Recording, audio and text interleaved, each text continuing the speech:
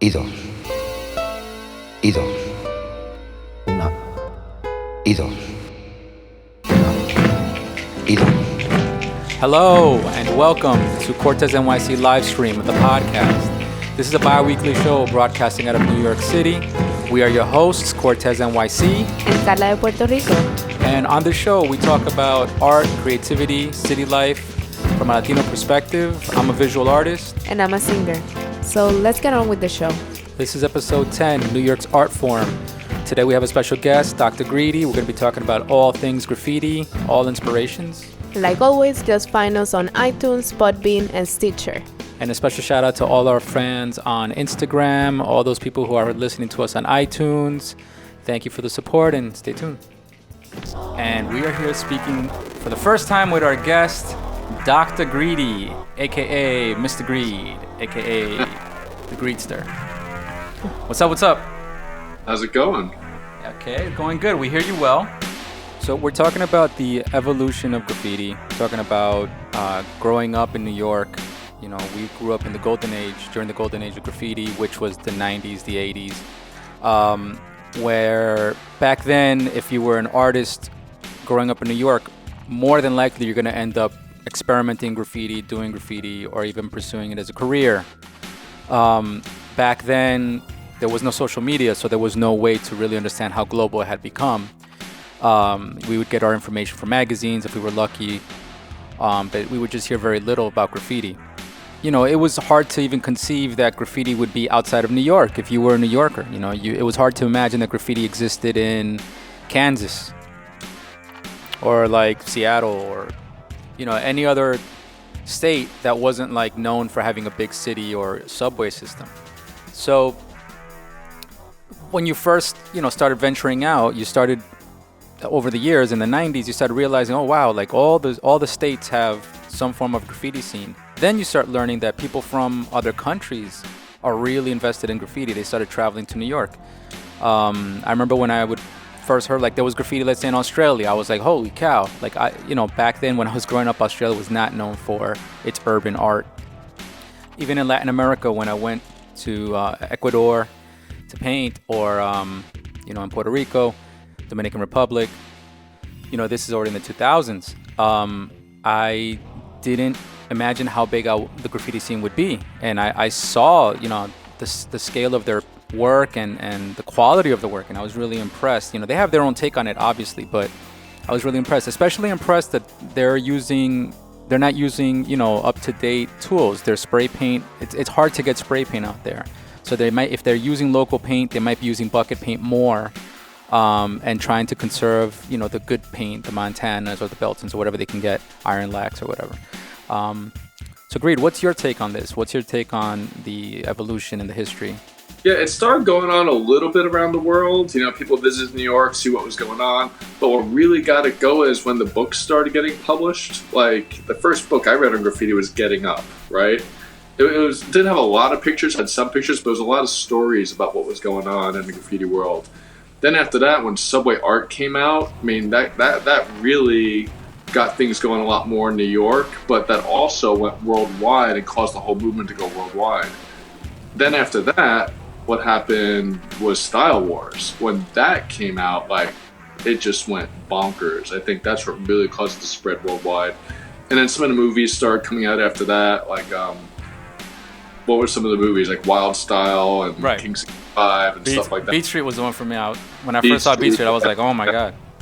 I mean, that's what really caused the whole culture to go worldwide. And it went like fire. I never seen, a culture spread worldwide. And I don't think it ever has in the history of the world spread that way either. Because nothing was able to instantaneously go around the world at once and kind of start all over the globe, What is a graffiti artist from another location that you've met that really surprised you? In other words, not from New York, that you've met and you said, holy crap, like, there's graffiti out there?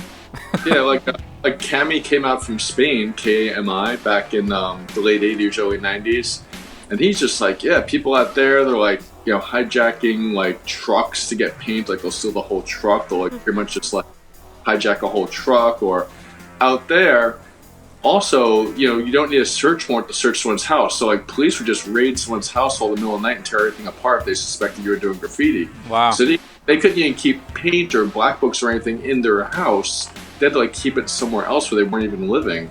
There's just hearing about how crazy it was out there when it was like happening in Spain back then, in Europe. Coming from New York, you assume that everybody's a graffiti artist if you're an artist. And then when you start to meet other artists, you say, okay, there's other styles of art. But then when you meet graffiti artists from other countries, you get really surprised. So the conversation is, how have writers evolved over the decades? So now you can be a graffiti artist, maybe you have some old timers. I know we know a lot of old timers from New York that have evolved. Like what have you seen, or what are some examples that you can imagine of artists that have evolved? Oh, I mean, well, look at Retina, right? Like, Retina started off as a graffiti artist. Now he's doing like this hieroglyphics type stuff and making a lot of money. Like, that's something that just totally went from like, one aspect of where his roots were to another. It's just really wild to see that. I think about, I don't know if you consider Scene evolving. He's the godfather of graffiti and all that, the grandpa. But Scene, he went from doing subway trains to now doing his stuff in France and all that, and he's doing like gallery stuff. He's selling stuff on canvas. But I think he's sticking to his roots, though, right? What do you think? He is. He's sticking to the real letters, the real grittiness, and he's trying to make his canvases gritty. And I think he's back in the U.S. now. I think he's in California now. But it's just amazing how he keeps that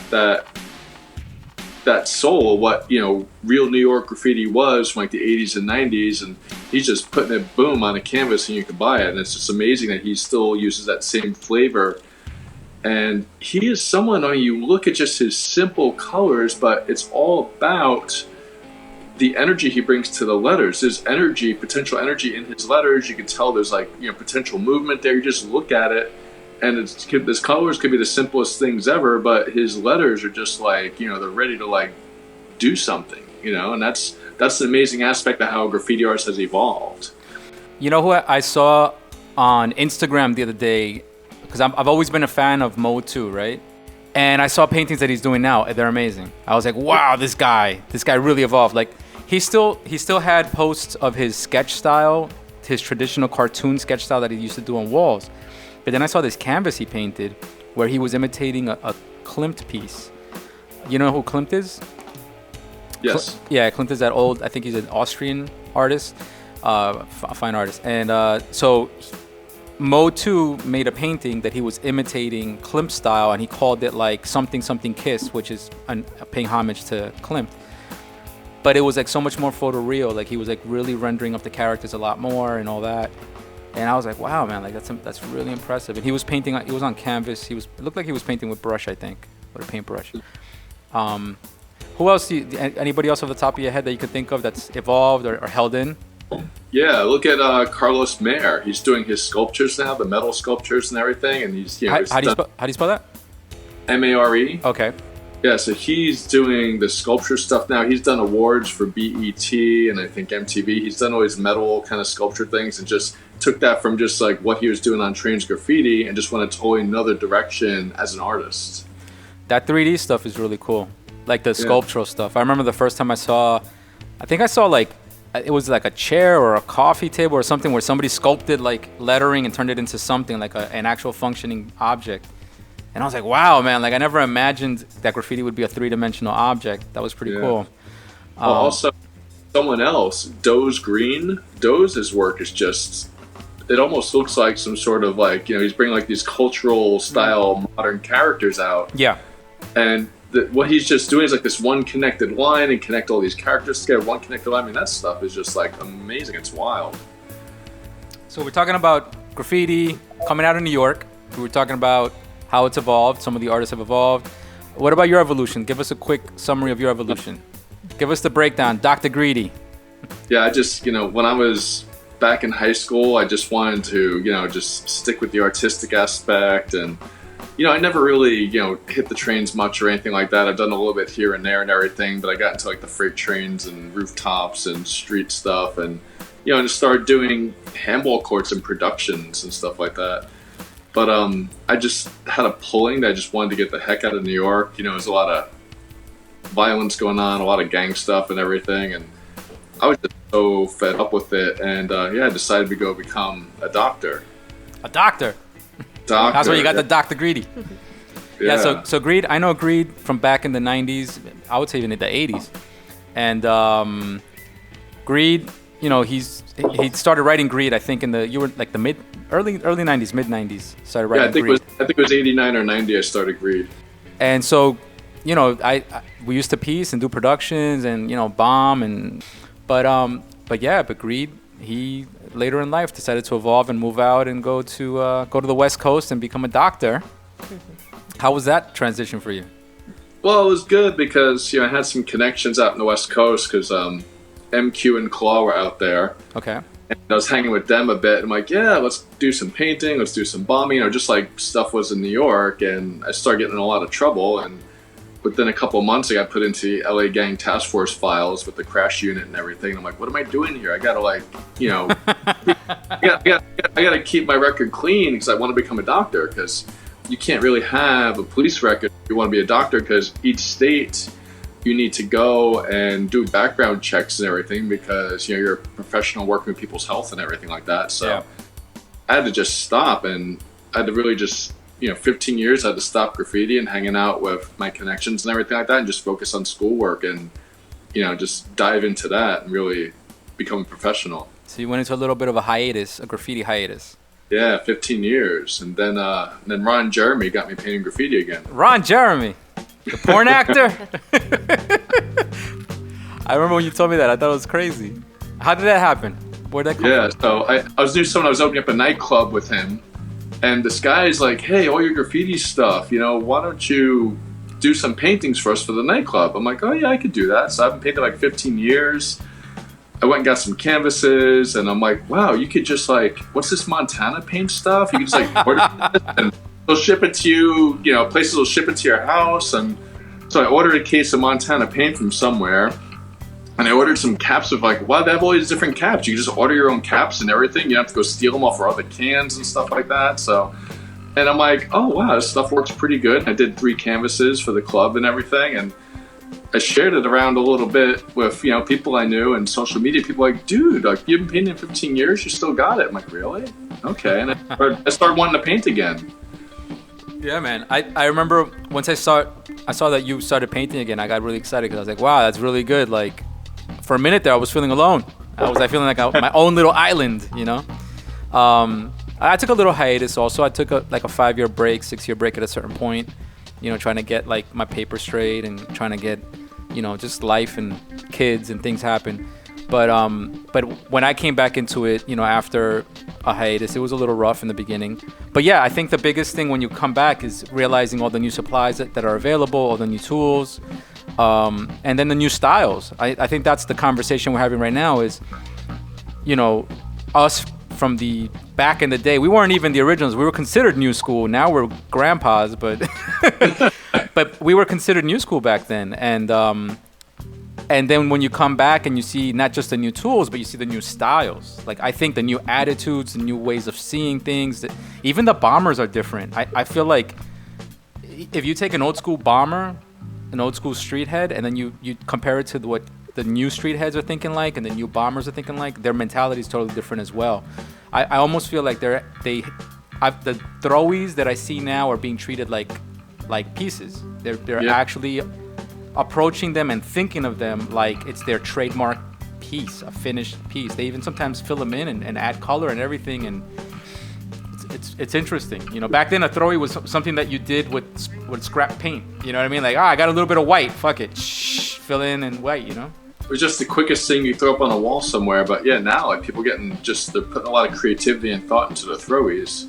Some people that did back in the day though, like I don't know if you remember Crack 5, like he had those old Flintstone style throwies. I mean, think back then, like some people did have the super creative throwies where you just looked at it and you're like, wow. And I've seen someone posted pictures lately of one of these Crack 5 throwies on the highway, like KRAK. Yeah. You know, another thing that I notice now is the fire extinguisher bombers. I think that's pretty new. What do you think?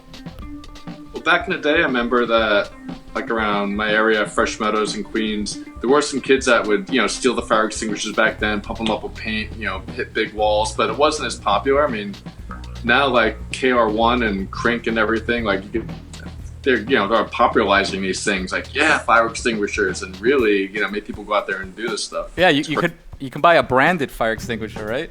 Yeah. Here's a nice pretty one, all shiny, with a big label on the side. Let's talk about now. We talked about a little bit about the bombing and the street style of art. What about the piecing?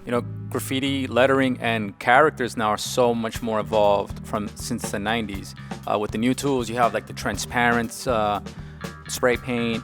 You can do some glazing. You can really do some highly rendered characters and really three-dimensional graffiti pieces, wild styles, that start to transform themselves into like abstract works of art on the wall. They look three-dimensional. They look like they can reach out and grab them.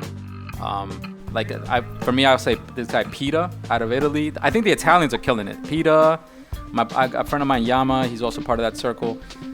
When they do their 3D stuff, their wild styles, that blew my mind. When I first saw that, I was like, wow, that's amazing. And then characters, I would say the photoreal characters that are a little more abstract, like this guy, I think Belen is the guy's name from Spain. Yeah, that's crazy. What about you? What catches your attention now when you see new styles?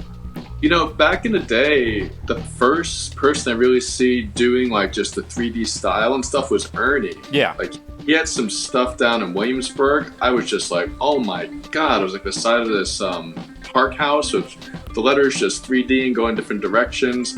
That just blew my mind. Yeah. And then later, I saw what Dare was doing from Europe, Dare, who passed away. He was really bringing out some 3D styles with the shadowing from the 3D on different letters, like overlapping each other, and just amazing style. He was really a style master. He really kind of just did his own thing. We gotta talk about color because I know you're somebody, and I respect your opinion when it comes to spray paint a lot and graffiti styles, piecing styles, because you always had a really good sense of color. But we got to talk about that maybe on another episode. We'll discuss color. But you recently showed me some graffiti pieces from some artists on Instagram where the colors were so vibrant, the way that they use their splashing of color, and like it feels like they're glowing, like and they're not 3D. They're just like regular old school styles. But you mean the way people are just layering tones? Like they'll put on 3 layers of like a yellow, and you just see it like come up to a white almost. It's just like it's a glow they make almost. There's several people that started doing it, and some do it in more faded ways. Like Bio really started doing that a lot, and I know some other people did also. And some people are actually doing it in a little bit more of a kind of harder sense, with just using harder lines, with using 3 or 4 colors built up to like a darker color to a white. Yeah. And still even works really well too.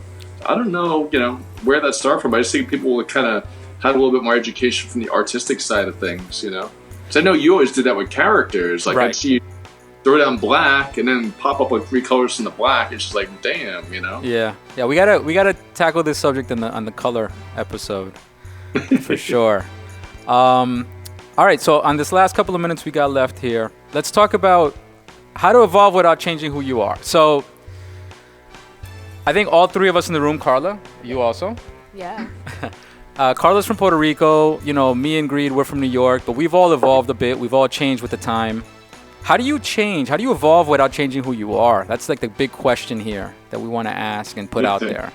What do you think, Greed, since you're the guest? Started off.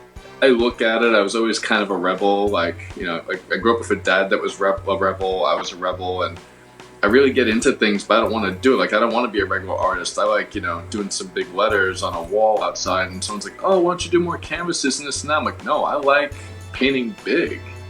And when I got into being a doctor and first became a chiropractor and then had another degree in holistic medicine, I was really drawn to just a lot of the really weird stuff, the fringe stuff, the alternative stuff, even with what I'm doing as a career. So I just go for things that are just really different from what everyone else is doing. Like, I see doctors out there just kind of doing regular things and they help people here and there, and I'm just kind of going way in another direction, doing the wild stuff, which just really makes me happy every day. You ever feel like you're losing yourself, the old Greed? You ever felt like, oh man, am I losing touch with my old self? No, I still walk down, the street with a little bit of swagger and a little bit of gangster lean, All right, what about you, Carla? How do you? What's your advice for people? How do you evolve without changing who you are? Tell us a quick story, a little summary about your story. So I came from Puerto Rico 4 years ago, and I think you have to keep in touch with your roots. You have to keep in touch with your family, with your friends, your old friends. I think that always help. Yeah. Keep in touch with your culture, with the things you like. If you are in another country, you see something about the life that you used to have, let's say music or activities, maybe get involved, and that's gonna help you. Can you leave Puerto Rico and not leave Puerto Rican identity behind? Yeah, definitely. Yeah. And more here in New York, where you have so many, not only Puerto Ricans, but New Yorkers, and so many layers that you get to learn even more about your culture than being in the island. Actually, you get to know so many other Latinos, not only Puerto Ricans, but then you connect with other cultures from Latin America, like Colombian. I have Colombian friends, Dominican friends that I never thought that they were going to be so similar to me until I moved here. Have you ever been afraid of losing your Puerto Ricanness? Your Puerto Ricanality? A little bit. If that's a word. A little bit. Just because in the neighborhood that I live, I don't have a lot of Puerto Ricans around me. Right. So I feel like, oh my God, I'm going to lose my accent. I'm going to lose my identity. But I don't think it's going to happen. Listen, if Greed did not lose his graffiti accent, I know. You're not going to lose your Puerto Rican accent, right? Definitely. What about you? For me, I would say I've always been evolving. I've been fortunate enough to be able to balance it, but it's been a bit of a juggle. Evolving from graffiti into illustration, into commercial art, into fashion, into fine art, and then moving into parenthood and moving into adulthood, and it's hard. It's a hard juggle, but I don't think it's impossible. Sometimes I feel like, am I the only one? But then I look around and I guess I see examples like Dr.Greed right here, and I see examples like yourself, and I realize I guess maybe we all can do that. We just have to identify it. You know what I mean? But yeah, I don't think it's impossible. And I don't think you should leave your old roots behind, because I think that's what gives you your accent, right? It gives you who you are. It gives you a little flavor. I think it's all about balance. You have to have a balance between the new and your old self. Yeah, something that I was told through the years working with holistic health, because I'd work with different acupuncturists and astrologists, and they'd be able to kind of read a lot from me and my energy and looking at my charts or whatever. They'd say you always got to get back to your art and everything, like your artistic creativity. And I'm like, oh, I do some artistic creativity, like I work on my websites or this or that or whatever. And they're like, no, you got to really work on your art. You got to bomb. You got to go bombing. When I got back into painting, I feel like my life really came together. Like it really just brought that side of me out again. I realized I always got to be doing painting on that level. That really excites me for my life to be fulfilled. And let me ask you this real quick, Greed. You traveling around, did you meet? I'm sure you did, but maybe give us some examples of some people following the same path you were following. Did you find New Yorkers out there, graffiti artists from New York, or other people that maybe were, they transplanted themselves from New York to other places where you were? Oh yeah, there's a few. Right now I'm in DC. There's a few people out here in DC from New York. There was people out when I was up in the Pacific Northwest. I met up there from New York. They're all over the place. You know what I mean? It's just like, and going back to New York, that's the amazing thing is, it's like the cultural melting pot of the whole world. Like Carl is saying, there's just people there no matter what culture you're from. They're in New York, and the New York culture spreads all over the world. I feel too. Getting back to what we were talking about, from New York graffiti spreading all over the whole world. True that. Yep. Yeah. All right. I think this was an interesting conversation. Thank you for being our first guest, Dr. Greed. Yeah, thank you for having me. We're not over yet. We're gonna keep going. But if you guys like what we were talking about, hashtag Cortesnyc Livestream. Check us out. Leave us a comment. Give us a little feedback. Also hashtag Art Life. That's what this category is about. Art, life, and how we live it as artists, being creative. Pero si no estás haciendo todo igual, no tiene ningún color el paso que hace. Separa menos tiempo. 1, 2, 3, 4, 5, 6, 7, 8, 9, 10. 1, 2. All right.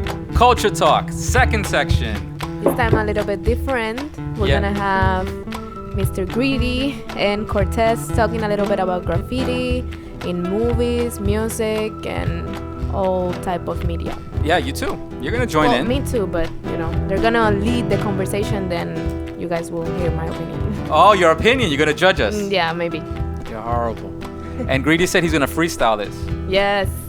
I said, Greedy, you got notes? He said, nah, I don't need notes.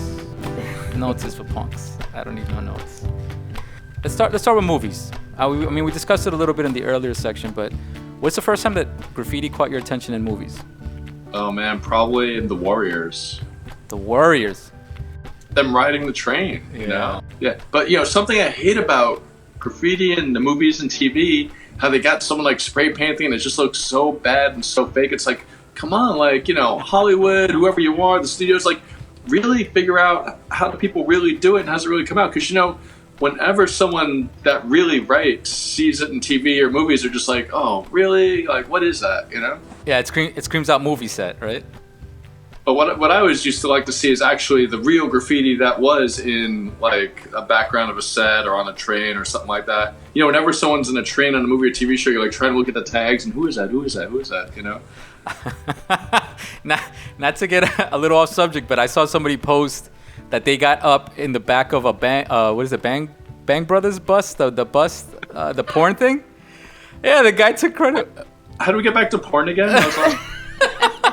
Somebody on my timeline posted a photo of the Bang bus or whatever, Bang Brothers bus thing. It was just a snapshot, and I just kept looking at why are they posting this, and I was trying to understand what's the joke here. And all the way in the back, through the window of the bus, in the back on the wall is a throwy, and the dude was like, "Yo, that's my throwy. I'm on that porn video. Yo, I'm on that." And then I saw his profile picture was the throwy. So like he's like, "No, that's my throwy, and it's in that porn video. It's in the background. That's right." All right, but so old movies like that. So Warriors, that's interesting. Because Warriors, like, I associate it more with, like, New York movies from that time period where they show New York as an apocalyptic city. And they're showing you, I guess you have graffiti all around them. I mean, that's their backdrop. But it's not, graffiti art. It's more just to show you, like, this gritty, destroyed city. But yeah, I mean, Warriors. And the poster, I mean, they have the lettering on the poster, in a spray paint kind of font. For me, the first time graffiti caught my attention was, like, Beat Street, I would say. Beat Street was, like... I was like, wow, like that's really cool, and like, they're writing it on the trains, and I guess also because they gave you the characters, they gave you, one of the main characters was a graffiti artist, so it's like it ties into it, and I guess it was a good attempt at offering graffiti culture, right? A little look into graffiti culture. All right, another one with just a lot of graffiti in the background is what was the Eddie Murphy movie, Welcome to New York, or Coming to America? Coming to America, yeah. Oh, yeah? Because they're on Queens Boulevard, they're on the train, you see just Greek graph everywhere, just all in the backgrounds everywhere, they kept it real. It's like real New York. That's true. What about you, Carla? When did you first notice graffiti in movies? In movies? Yeah. Did you ever notice it? No. Never? No, okay. Never. If I'm completely honest. You have to be honest on the show, Carla. This show is about honesty, Carla. I was thinking about the show The Get Down, where they're trying to show the history of hip-hop, but not only hip-hop as music, but the whole culture, and they're showing graffiti. During some episodes, they were mixing like illustrations with the real life and graffiti as illustration and as hip-hop. It was too complicated, I feel. Like, it wasn't clear. If they wanted to really give a background story about hip-hop, it wasn't clear. Yeah, I remember that when I saw that show, The Get Down. Greed, you ever saw Get Down? No, never really watched it. No? Yeah, it's on it's on Netflix. I don't know if it's still on there. It should be still on there. Yeah, it was. I've seen a little bit here and there. I never really wanted to sit down and watch it. I didn't have an urge to. Yeah, I don't think you were missing much. I think. No. I think they tried to create a fairy tale of hip hop and graffiti and all that, and when I saw the graffiti in it looked like they were referencing a graffiti movie, not graffiti life. So it was like a third person disattached to the graffiti culture. Mm-hmm. Not keeping it real. Not keeping it real. That's a sign that I'm not keeping it real. Exactly. I mean, so sticking to media, let's talk about videograph. That was a media back then. Oh man, that was real graffiti. That's something too that, you know, again, like that was like the next generation of Style Wars. You know what I mean? Like that came out and everyone's like, oh, get the next copy, get the next copy. I used to go down to the Soho Zat and pick up my VHS videotape and almost get robbed, walk out the door, someone try to jump me for it. Then I'm like, hey, I know you don't, so don't, I know who you are, so don't jump me because we have similar friends. Yeah, I'm like, but you know, and I really feel like, yeah, I mean, that was just like, you just got to really see who people were, like their real personality and stuff. It was like, you know, yeah, it was just like continuation of what, you know, Henry Chalfant and them did with Star Wars, you know? Yeah, and now you have YouTube, you know, where you can find videos on and documentaries on graffiti artists very, very easily, compared to back in those days. Even if you just do a quick Google search, you know, I could find, you know, obviously Star Wars, you know, in 1983. Then you had another documentary, Infamy, that came out in 2005. That was actually pretty good. It had an interesting variety of graffiti styles and graffiti artists. And then if you Google search like graffiti movies that aren't necessarily documentaries, that are more dramas, like, you know, obviously the old ones we talked about, Wild Style, Beat Street, that was in the 80s. But then you have stuff in the 2000s, which, you know, bombed the system. I saw that one. That one was pretty good. And then Gimme the Loot. I remember seeing that one. That was, I think, in 2013. And that one was pretty cool. You know, these are all dramas, obviously. These graffiti as, you know, the graffiti character is like the main protagonist. And, you know, you're in the graffiti world, but filled with drama and crime or things that are happening to them in their daily life. All right, so let's talk about other media. Books, obviously, subway art. For me, it was it Can Control? No, Can Control. Spray can art. Spray can art. That's the one I'm thinking of. Yeah, that one. That one was big for me. Subway art was. I don't know. I think it was a little before me. I saw it, I caught it, but I didn't get deep into it. One of your faves? Yeah, that lit me up. Like first, I read Getting Up, which you made not a CD either. It was just kind of like a paperback book with some pictures in the middle and a lot of stories and stuff. Okay. But I really got into that, and then Subway art came out. It was just like all pictures. And I don't know if you saw, but you know the Too Many piece in there from Dondi, that was always one of my favorite pieces. Someone just redid that on a whole subway car this past week. Yes, that was nuts. Yeah. I think did it run? Did that train actually run? Yeah, well, people took pictures of it in the station and outside, so they probably just pulled it into the yard. But yeah, I mean, it just so many pictures of it. That was just like nuts. Someone reproduced that piece. That was one of the favorite pieces ever growing up. Like to me, that was like true New York wild style. So this was somebody who paid homage to Dondi, right? Yeah, and did an actual subway car recently here in New York. Was it in New York? Yeah. Wow. Yeah, do you know what train line? Yeah, they took pictures of it. 71st and Forest Hills was in the station, and then they got pictures of it outside going into the yard. Dude, you know, the other day I was riding the train, and in the morning during rush hour, I saw a train pull in, and it was out of service, and I was like, fuck, it's out of service. And it was because it was bombed, and it had a graffiti piece on it, not even throwies. It had an actual piece on it, and it was the E line. It was going through the one that goes through Forest Hills. So maybe that yard is getting some attention. Yeah. Huh? You didn't get pictures? You didn't get video? What's up, man? I passed by. I was trying to get to work, man. I was late.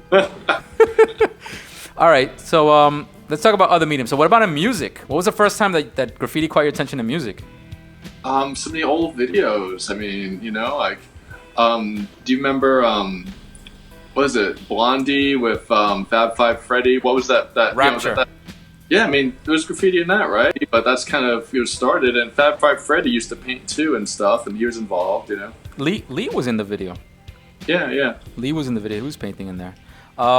What about, I mean, a little later, well, a lot later than that, was in the 90s, you had like Tats Crew in videos, right? They were in videos, or they made that video where they were painting for BDP, Sex and Violence, KRS-One. I think the song was Duck Down. And throughout the whole video, they're painting a piece that says Sex and Violence in the background. That one caught my attention back then. And we were already painting back then, you and I. But, you know, that at that time there was a big merge between, you know, trying to get real graffiti artists that are really painting murals into music videos, you know, to give the artists, the musicians, obviously more credibility, more street cred. I mean, I'm sure a lot of people will remember like graffiti, like in the intro of like French Prince of Bel-Air and all that, but like that's like, oh yeah, it's not real graph. That's like generic. See, that's Hollywood graffiti. You know what I mean? Yeah. Like, that's like, hey, who's our art designer? Write some graffiti on the wall, right? Yeah. All right. And video games. Let's talk about media, graffiti and video games. Was it Echo came out with a video game, right?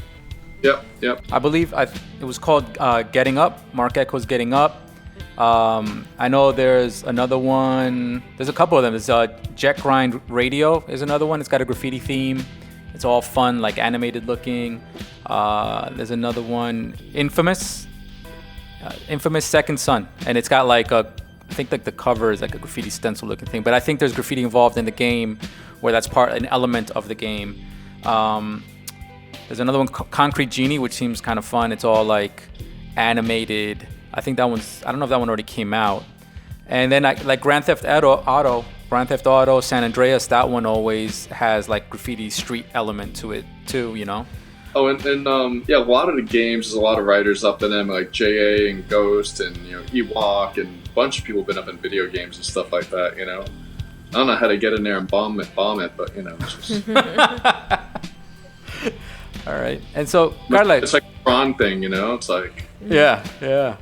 So, Carla, you tell us real quick, with a couple of minutes we got left. What was the first time that graffiti caught your attention back in Puerto Rico, I guess?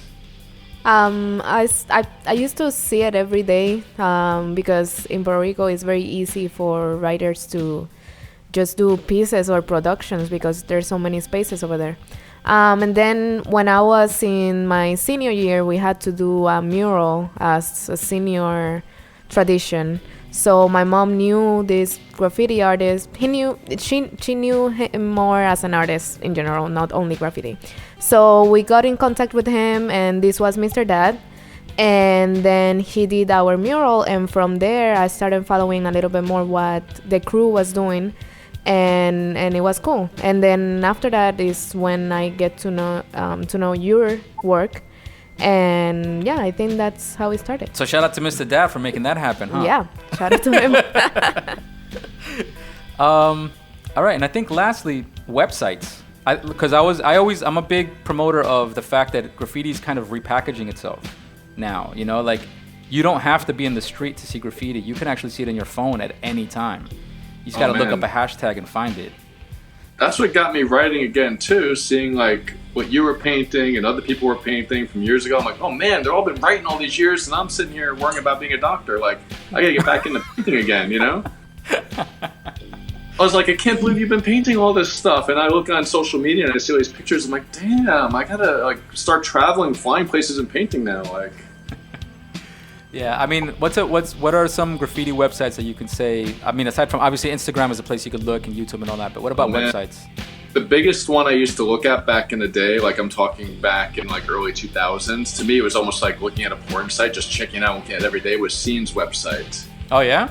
Yeah, I would just always be like, you know, like checking it out and look at it every day, and I found some other websites and pieces on it and stuff like from different people, but Scene had the first real website of any writer that was just kind of really done nicely and professionally and everything. I used to like check that out all the time. Yeah. All right, guys. That was a quick little culture talk. Hope you guys enjoyed it. As always, if you like what you're hearing, give us some feedback. Hashtag Culture Talk on Instagram, and just follow us on Cortesnyc Livestream. Cool.